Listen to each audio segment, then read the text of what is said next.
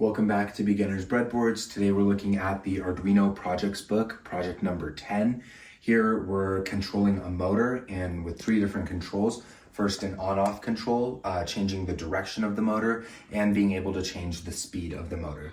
So we're doing this with a couple things here. So we have a potentiometer for speed control. We have 2 switches, one that changes the direction of the motor, one that also turns the motor on or off. And we're controlling all of this with the H-bridge IC, which we explained in a previous video.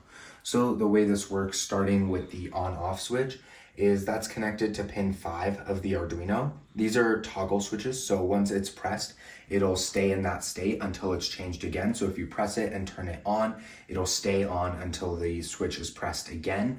In that case, it'll turn off. For the speed control, we're using a 10K potentiometer connected to the A0 analog pin. What both these 2 pins do is pin 9, the enable pin for the IC, is connected to a PWM pin here. This takes information from the potentiometer and the on-off switch to send a signal to the enable pin, not only turning on and off the motor, but also controlling the speed of it. The direction pin is connected to, the direction switch is connected to pin 4, which once that is pressed, it'll use the H-bridge, the pins 3 and 6 of the H-bridge to switch the direction that the motor spins. We're also powering the IC from just the Arduino supply, 5 volts, and the motor is being powered from a 9-volt battery. All the grounds for this are common. With the direction pin connected to the Arduino pin 4, dependent on the information from that, pins 2 and 3 will change. Those are the logic pins for the H-bridge, which will actually switch the direction that the motor spins. So this is the code for the project. Because there's just so many variables and integers, that it's a bit of a longer code. So we're starting with the control pins, the enable pin, which is on pin 9 of the Arduino, direction switch pin, the on-off pin, and the potentiometer that's connected to A0, an analog pin. So we also have some integers that change. So the on-off state, the previous on-off state, and then direction, and then previous direction. These are used to control those features. We also have whether the motor is enabled, the motor speed, and the motor direction here. So we're declaring things as inputs and outputs here. So on, off, and direction are input, those switches, and then the control pins and the enable pins are all outputs. So starting with the loop of the code, we see that the on-off switch state is just the digital read based off of that pin, which is the button.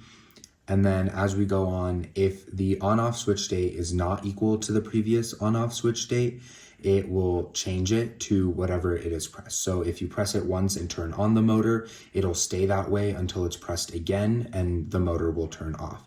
Same thing for the direction. So if you press it once to change the direction, it'll stay moving in that direction until it's pressed again.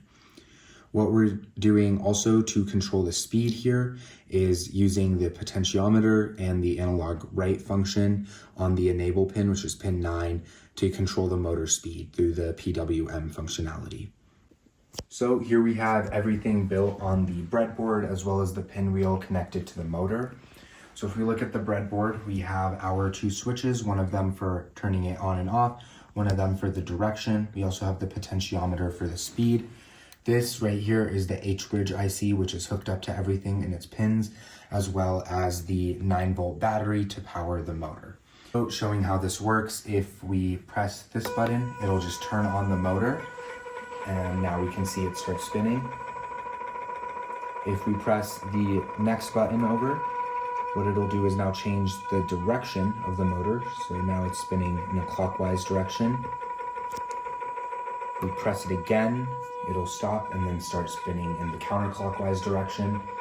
And then we can use the potentiometer here to control the speed of the motor. So if we're moving this, now we can make it faster. And then going the other way, the motor can get slower.